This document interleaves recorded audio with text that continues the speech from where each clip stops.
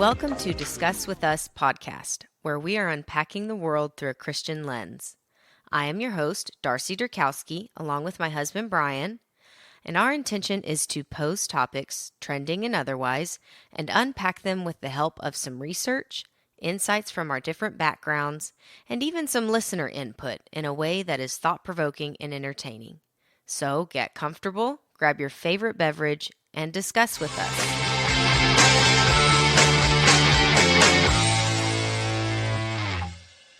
Welcome back to another episode of Discuss With Us. Darce, how you doing? I'm doing well, but I'm a little exhausted from storm prep. Yes, we are storm prepping over at our house. If you are not located in southern Beryl's path. Texas, this may not relate to you, but over here we're having to get ready for potential storms. And for us in particular, it's not, look, we're far inland. It's not like we're in a destructive path or anything like that, but it is supposed to come right through here, supposedly. yeah. So we are ready for more trees to fall. Hopefully or at not. least branches. But the biggest thing for us is we have a couple hills in between our house, and for whatever reason our home is in the lower section. It's in like a bowl, kind of. Which is actually super nice. I know it sounds terrible when I describe it that way, but it is nice a lot of the times because it's very, very private. Like you can't see any of the cars passing by. Yeah, so it looks really cool. The only problem is not when it rains, just when it rains a whole lot. And we have a lot of drains and stuff, but yours truly does not always make sure they're clear because we live in Texas. It doesn't rain all the time. So days like today, you have to go around and make sure there is a path for the water not going towards the house. Yeah. I was always told, like, water's going to go somewhere, so you have to tell it where to go. Exactly. So we'll get into that, though. Yeah, we will find out if that was true or not. Yeah, we'll see. Okay. But so today, hopefully, some of you are probably at home not having to go to work because of the storm. So yeah, when this airs, instead of just not doing one at all, we were like, well, let's do a short one. Maybe if your power's out or you're bored, you have something to listen that's to. true. And if you're not in Texas, then you just have. Yeah, you're on schedule. Yeah. You get to hear about this storm. Yeah. So we're going to talk about storms. True to us, we're talking about what we're discussing in our house. Everyone put your meteorology hat on. Yeah. We had a topic planned if you follow our Instagram. And I actually also messed up last week saying that the episode this week was going to be something else. I got my date screwed up. So it's all screwed up. But anyways, we had a guest that we are going to have on. We just couldn't get the schedules right. So left us with, we'll get that one in here in a few weeks. You got to learn to be more non-committal like me and just don't tell people Well, what's I think coming. people like to see a little bit about what's coming. And it helps me personally. But so that left us with a little blank here. And like I said, true to us, we're going to just talk about what we're discussing, which is storms. Super interesting. Yeah, well, I hope so. Don't be a doubter. So I wanted to start off because of where we have grown up and lived. We have experienced, at least in some capacity, a lot of storms. Yes, it does storm here. And so anyways, we have experienced a lot of storms or wild weather in general. Yeah. Especially recently. That's the one thing about this part of Texas. Like we always say, we don't get showers. It's either torrential thunderstorms or a hurricane or it's a drought. And lately the wind has been just... Yeah, even in normal storms. Now, maybe we're just a lot more... in tune with that, yeah, with all with the trees we have. I don't know. Maybe there was a lot of wind back in the day too. But if nothing else, we have more branches on the ground. So yeah, true. So with that, I guess we just have lots of experiences with storms and different things over the years. And for me, at least, it's been impactful. So I have lots of memories associated with storms. Okay. funny and good ones, and then also scary. So I wanted to share those and you to share yours. Okay. I only have one. Oh, okay. Well, one that I can think of. Well, maybe as I start sharing some, Yeah. it will make you think of some. So, um, we didn't lose power often. We supposedly are on that. Everyone says they're on that same I know line. that like hospital line or Yeah. whatever. We didn't lose a lot of power, but we did. It stood out when we did, I guess, in my mind. And so I remember sometimes like having candles out, and we would play board games or poker or something. Oh. Yeah. But not too many of those instances. And as far as anything flooding, there was, our house was pier and beam. It was Yeah. fine. So we didn't have a lot of that. And like our road would get washed out. I Yeah. do remember one time, and I was older when this happened, but like our road flooded, like Like onto all the way. 1155. Yeah. Oh.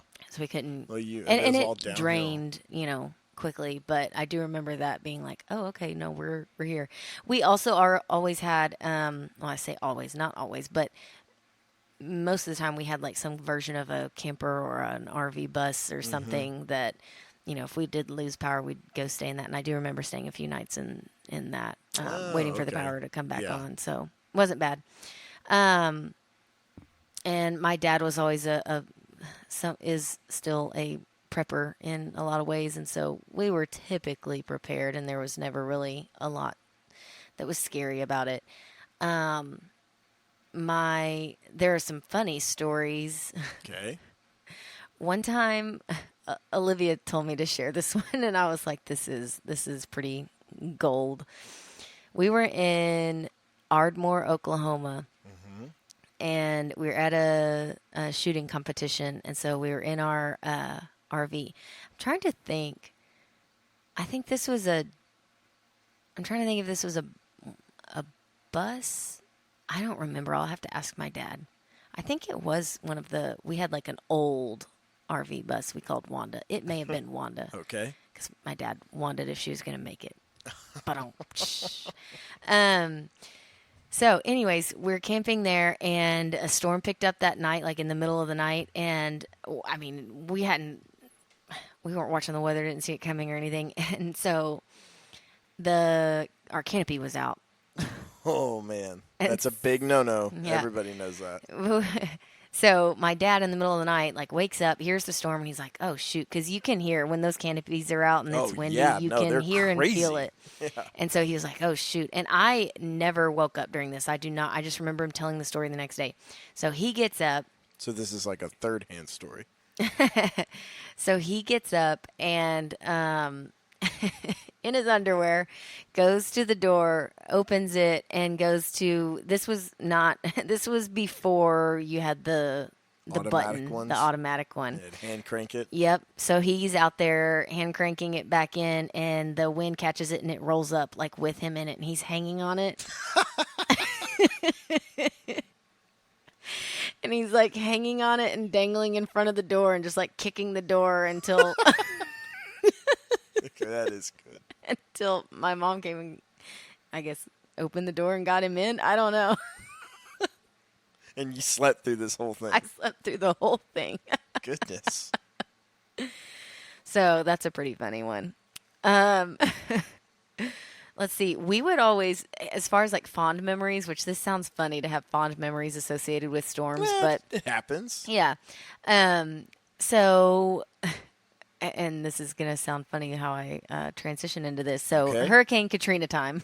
Oh. Not fond necessarily. I thought you were just going to talk about like a regular rainstorm. Well, or no. something. So, like there was a kind of like a couple of years where the hurricanes were pretty intense, and obviously Hurricane Katrina, Rita, all those were around the same several years, weren't they? Yeah. Okay. Yeah. Anyway, my point is, we kind of like were in a routine of prepping for it and got Yes. it all under control and make sure we have enough food to eat. Not going to the stores and all that stuff. And along that line too, one time, my dad went to go stock up on some things from 105 Grocery, which is that little like hole in the wall, Yes. very, very much hole in the wall gas station, kind of sketchy. Mm-hmm. Had served really good burgers. Yes. Anyways, he went there to get some milk ahead of a storm because the grocery stores were out, and he was like, "Well, they'll have it because that's off the Nobody will beaten go path. there, Like and yeah. nobody's gonna go there." And they had all the milk in the world, but no beer. No, the essentials. So we laughed about that. Um, anyway, so we were prepped and ready, and I can't remember. I was trying to remember earlier if it was Ike the one that was kind of a dud. Like they built it up, and then compared to what had been, it really didn't For do hardly us, I think anything. it was. Yeah, okay, I should say for us. Um, and so we were all prepped and had all this food stocked up and everything, and literally like nothing happened. I don't even know if we got a lot of rain.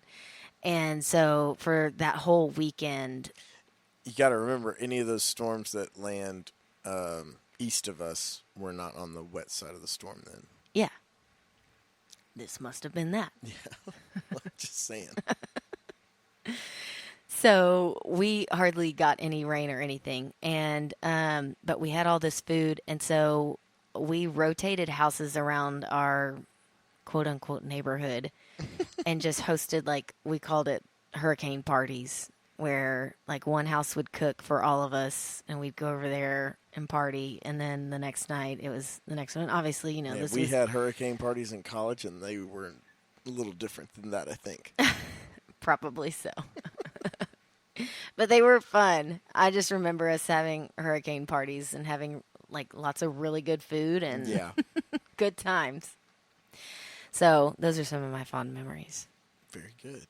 Scariest, I think, for me is I remember, and this wasn't a hurricane or anything like that. There was just a lot of intense rain, and I was driving back to San Antonio where I was working at the time. And let's see, I was through Round Top. So it was somewhere around Warrenton, maybe. Well, that's not very far through Round Top. Well, no, I know, but I was past Round Top, past Warrenton, maybe, and it was getting really intense, hard to drive. But I didn't, let's like, where am I going to pull over? And Yeah. there was one area where the water was coming over the road, and I was like, what? What do I even do? Yeah. And so I made it through it, and I made it to that gas station with a store in it. I don't remember where that is. Anyways, I That's parked at there. the end of 2:30. Like, Yes, yes. So I made it through all that. you That was made the it to worst part. LaGrange. I made it to LaGrange and parked there in the gas station, and I was just like so relieved. I was freaked out when I was driving through all that, and I made it to the gas station and stopped. Because that was the thing. As I was driving, I was like, I can't even stop here. That's not going to do me any good if the water's coming over the road and there's like no place to park. There's no Right. good place to pull off. Like I didn't know what to do. So I made it to that gas station and sat there for a while, just kind of riding it out. And then I got a cool picture on my phone. Probably like it was when like panoramics first Oh, came out yeah. on the iPhone, and I did a panoramic photo of the storm, and on like one end of the photo it was like completely black, like looked like nighttime, and on the other side of it, just broad daylight. By the time you panned over, like you could just see the Yeah, we get break. some. I even feel like today, when it first started raining, it was like once it was done, the sun looks different. Yeah, yeah. But that was kind of the creepiest stuff scariest thing I went through, I think. What about you, Brian? I the only one that, and I think it's probably the same storm. I think that was the Memorial Day Yeah, one they called it. I think We had it the was. Memorial Day and the tax day, and all in the same year. Right. And Memorial Day, I was working in College Station, and we were tracking it at work, but nobody thought it was going to come down. Well, we knew it was going to rain a lot. We didn't know it was going to rain that fast. Yeah. I don't think anybody did. That was the whole thing about those storms. And so we left at about 3 o'clock. And this is important for the end of it. I think it was 3 o'clock where I left work. And of course, it's one of those days where I needed gas. I had enough to get home. It's about a probably 45, 50-mile drive from where I was. Probably, yeah, thereabouts. So I had like a quarter of a tank left in my truck. So I was good for 150 miles, 100 to 150, somewhere in there. So it's like, I can go home.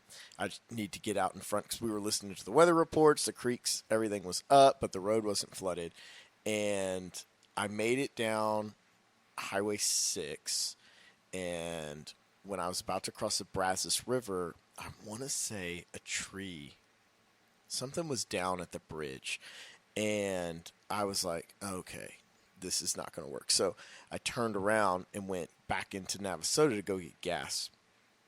And in that 15 to 20, well, I shouldn't say this. If I had kept going straight, there's no way it still would have worked out. I wasn't just 15 minutes behind. But by the time I got gas and came back, so probably 30-minute round trip, we were not even crossing the river now at that point.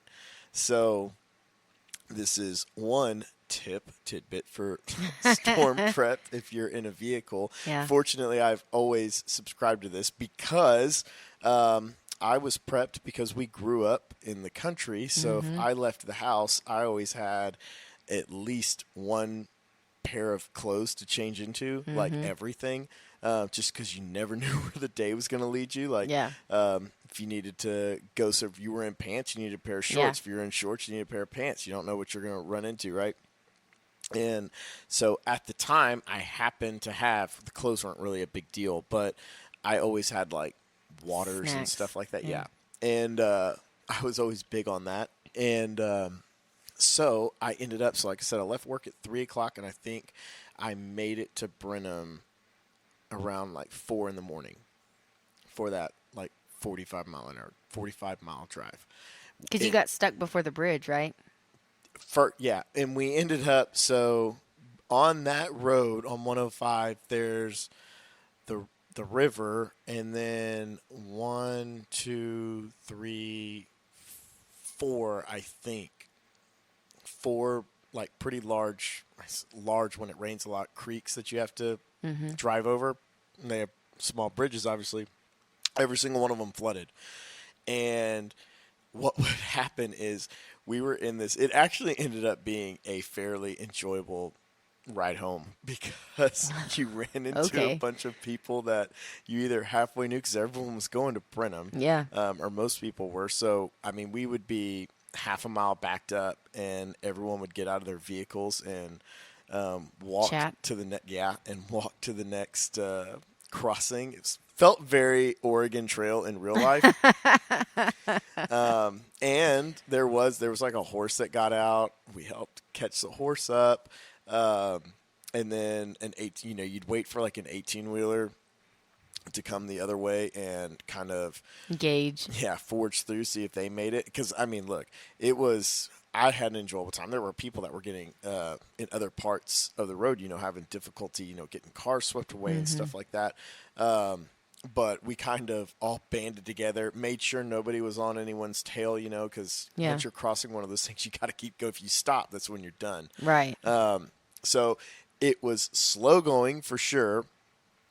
But I spent the night. I had Netflix on my phone. I had water, some chips, and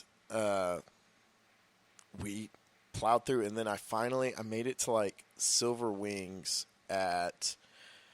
it was a little after 3, but then you couldn't get from Silver Wings to Brenham. And so I had to wait till it was like another hour and a half before it finally went down.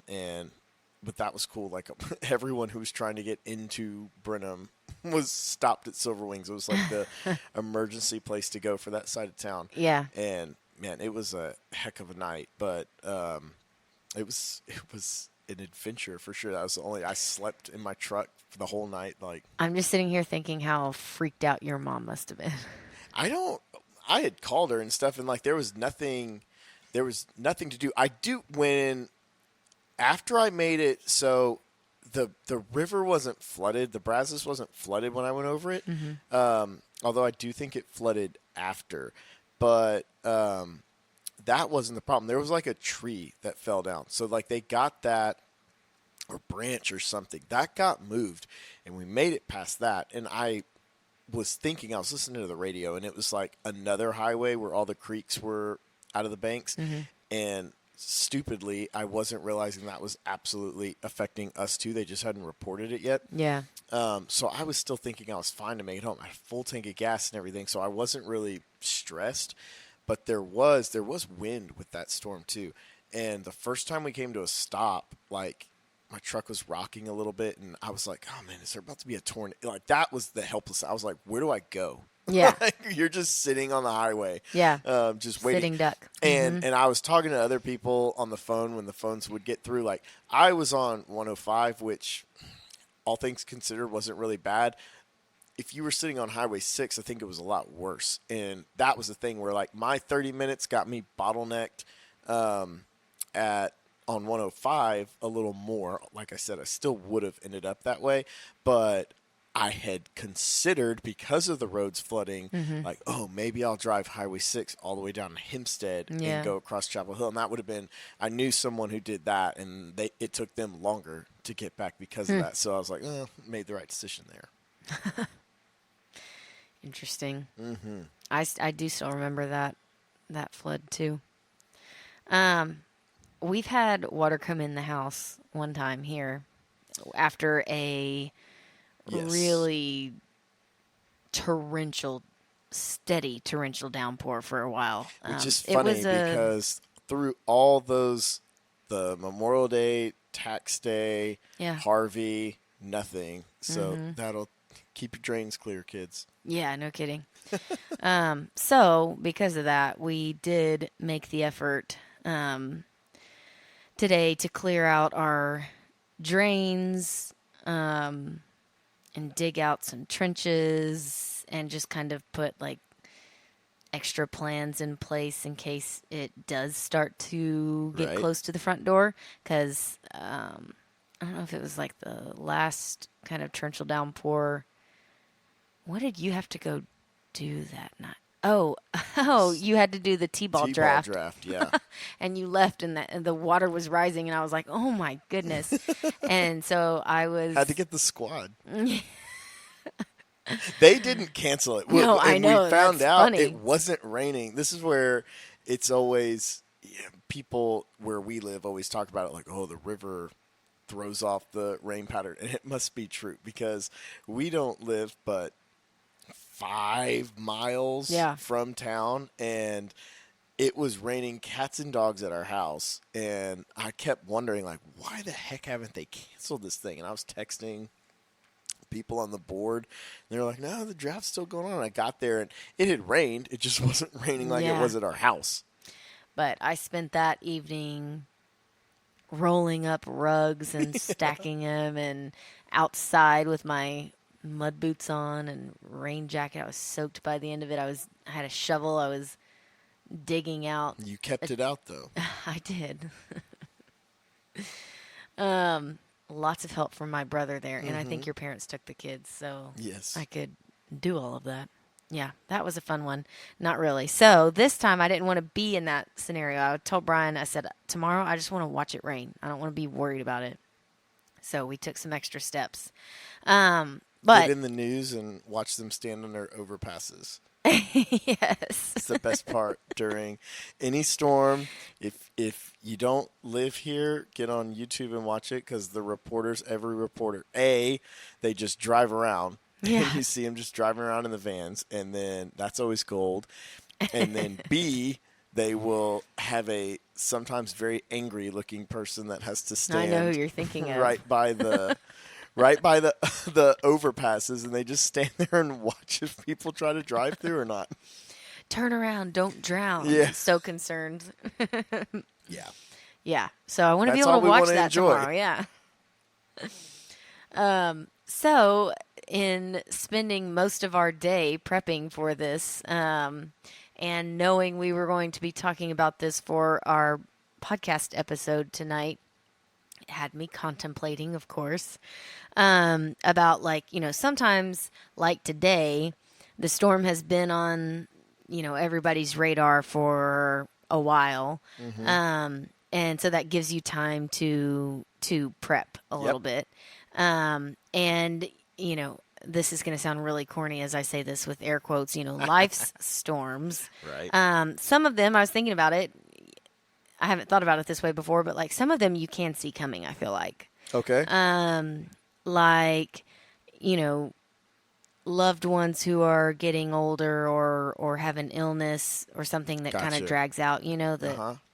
I don't know, you can see that coming. Some would say you're in it at that point too, I Yeah. guess. But illnesses or, family drama Yeah. tends to All kinds build of from the things.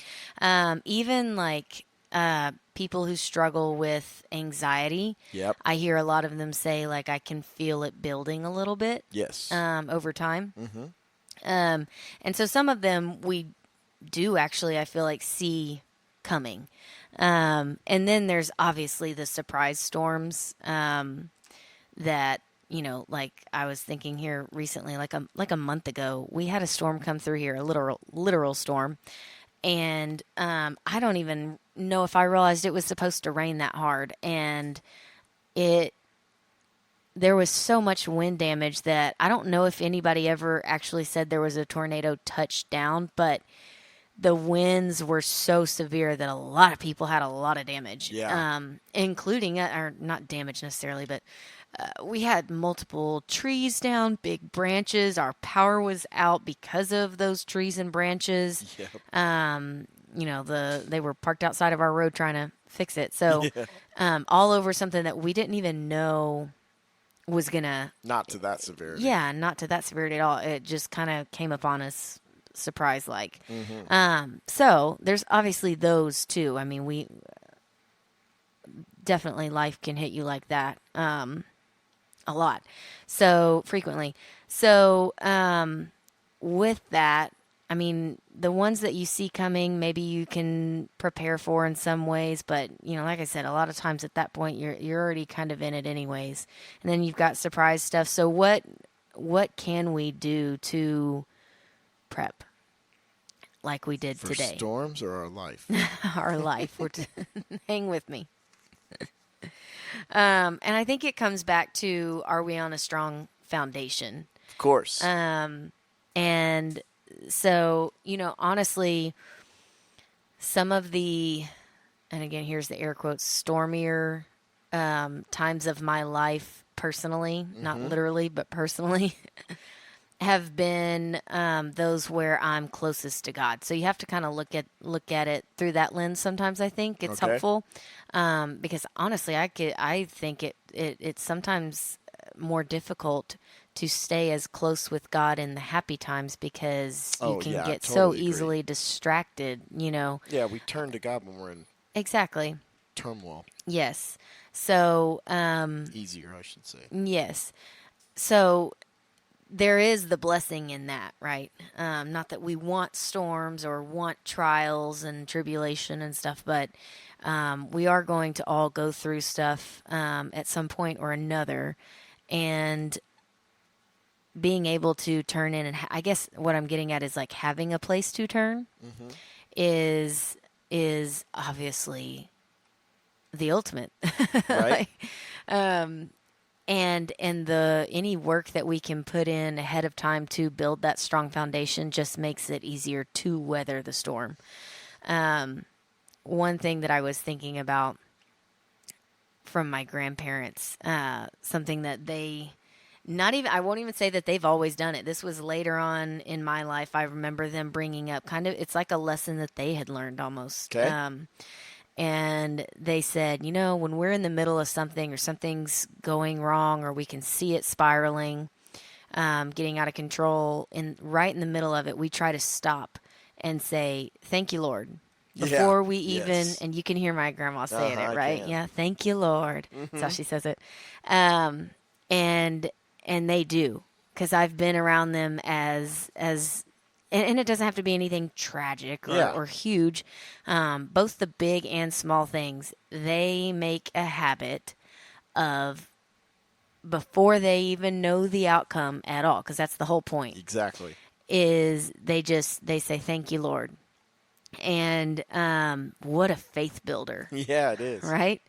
And something that I think centers you in a moment that could be otherwise panicked. Right. And so, kind of my point as far as talking about like storm prepping and stuff like that, how do we prep for life storms is I think we practice those habits. Yeah, exactly.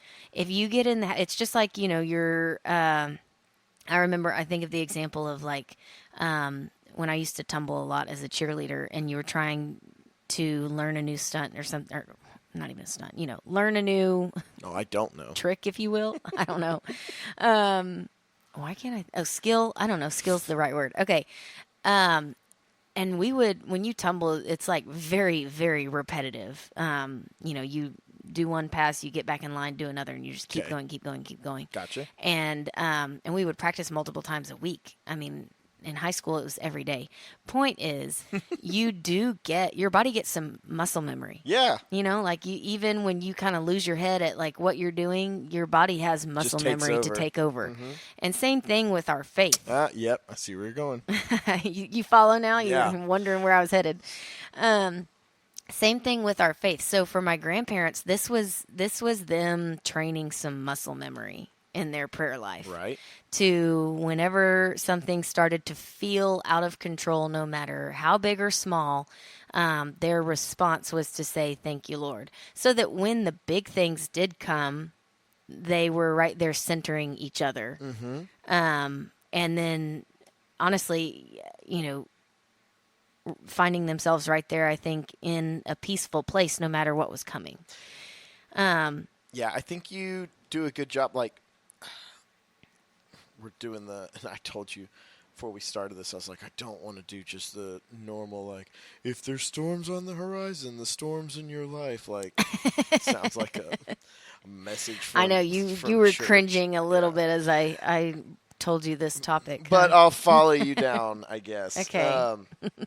But there are like, I have anxiety. It's documented, and ironically, I drive hundreds of miles a day for work, and driving is one of the things that like gives me the most anxiety sometimes.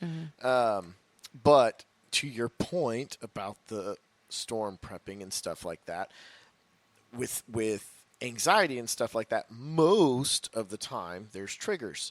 So you can kind of feel it going, and there's certain things you can do. Everyone has who deals with it has like little different tricks. Like if it's coming on, that'll kind of help put them at peace, whether it's faith based or not.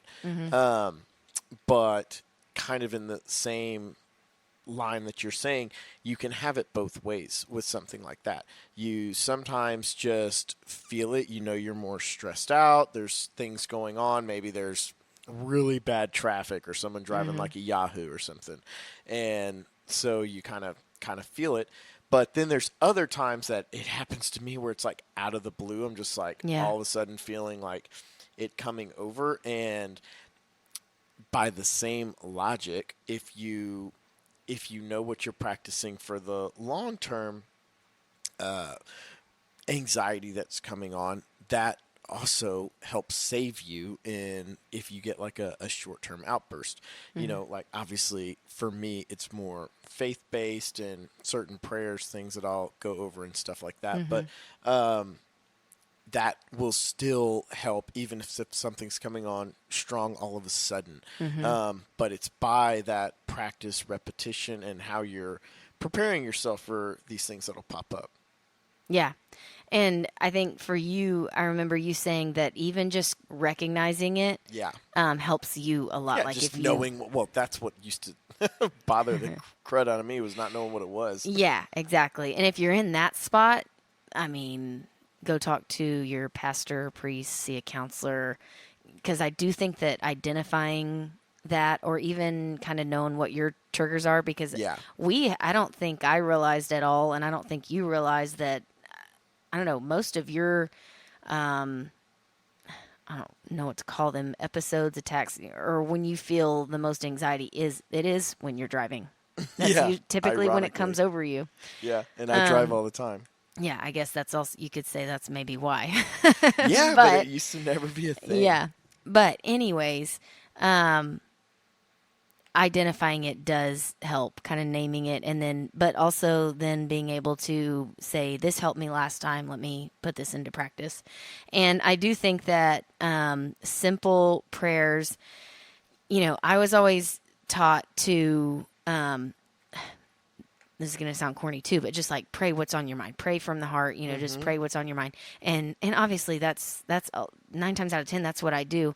But there are also times that I feel like a memorized prayer Yeah. that is either one that, somebody else has written, or you find, some scripture in the Bible that you're repeating, or just for me, I've even said one in I dealt with a little bit of anxiety postpartum.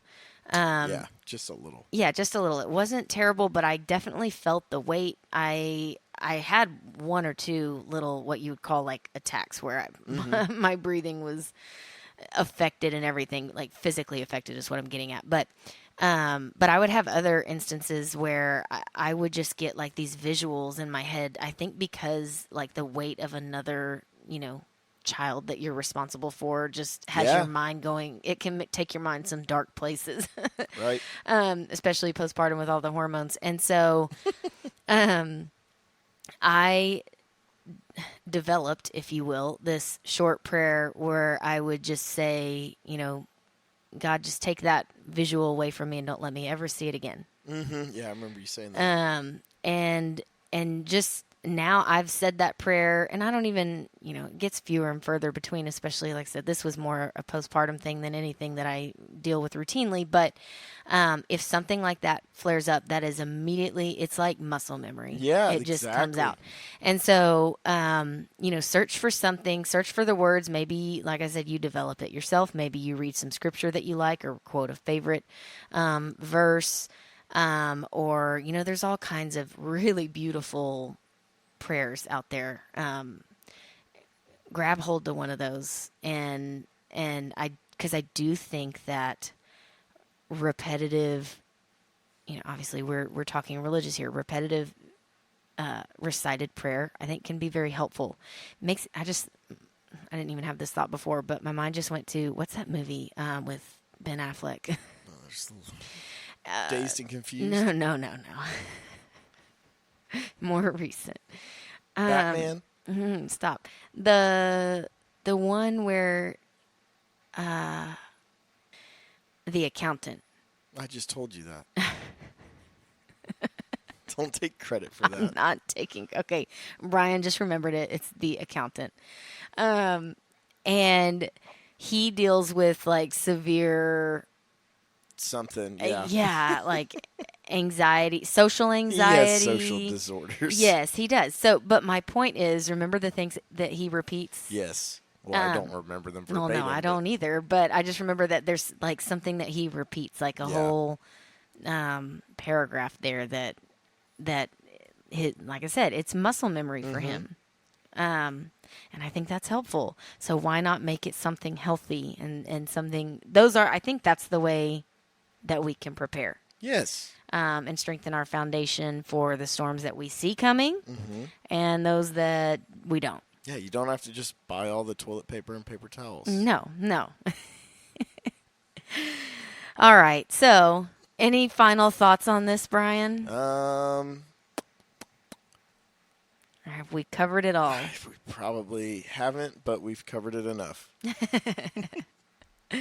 Okay, so next week we have a treat, almost literally, if you knew where I was going with it. See what you did. Yeah. You wrote that down, didn't you? No, I didn't actually. But so we did an interview with Mr. Ricky Dixon, author of One Scoop at a Time. Yes. Or if you aren't aware of that book yet, he's also the former CEO of Bluebell. And if you don't live in a place where you can get Bluebell, you're I'm missing sorry. out. And Yeah. try to Go figure find that it. out.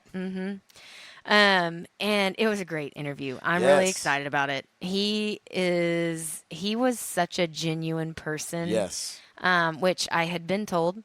But we thoroughly enjoyed his visit, and we think the episode's going to be really good. So that's coming up next week. And I did also want to plug his book. Obviously, y'all will hear this again, especially if you follow me on Instagram. But One Scoop at a Time, and I'll share a link there and on our Instagram.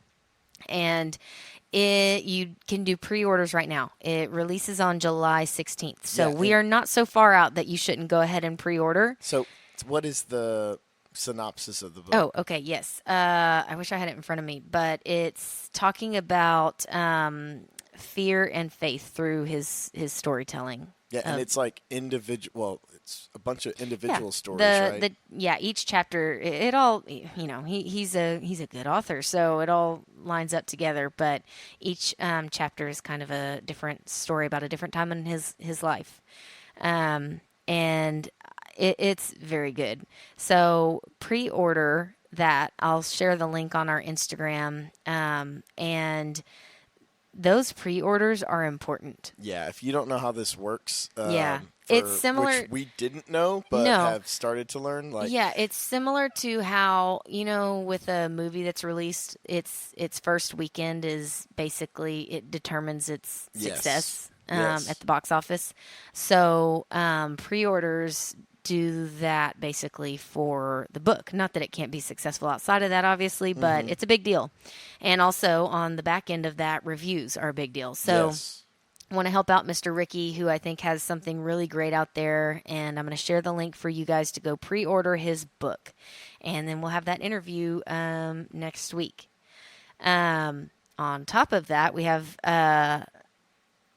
a couple of things coming up. Milk and Honey Ranch, the story of that Milk and Honey Ranch will be coming up.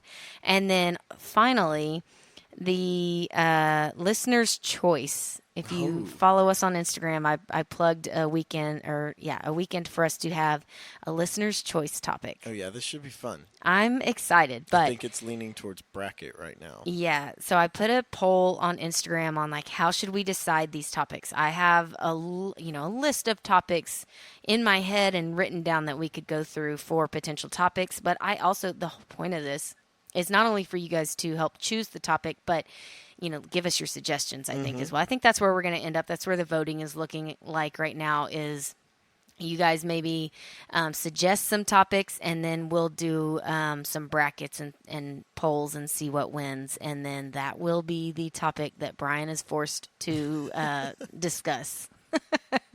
I'll make a bunch of fake accounts and pick what I want to talk about. Oh, Lord, on July 21st. So over the next couple of weeks on our Instagram and Facebook even, make sure you're paying attention on those stories, on any of the posts about that, so that we can have an interesting topic coming up. And that's all I have. Now that we're up to speed here, yes. I didn't know all of that, so I'll have to go back and listen here this week. So hopefully any of y'all in Texas are enjoying this while you track the weather with us. Yeah, this hopefully morning. just some good rain, but nothing terrible. Nothing crazy. Enjoy your coffee, ice cream, whatever you like to do on. Hopefully you have the day off. Yeah. But so while we went off the rails and kind of went with what we're discussing. Coming out, yeah. I hope we gave y'all some entertainment and enjoyment and something to think about. Exactly. Yes. Weather those storms. And there is, look, it's a somewhat overplayed message sometimes, but it does have truth and bearing. Overplayed because it's true too. I know, but I think you did a good job with that. I told you I didn't want to be the one leading the charge there. I would have been way worse at that. You did well. So as we have unpacked preparing for life storms, you go discuss.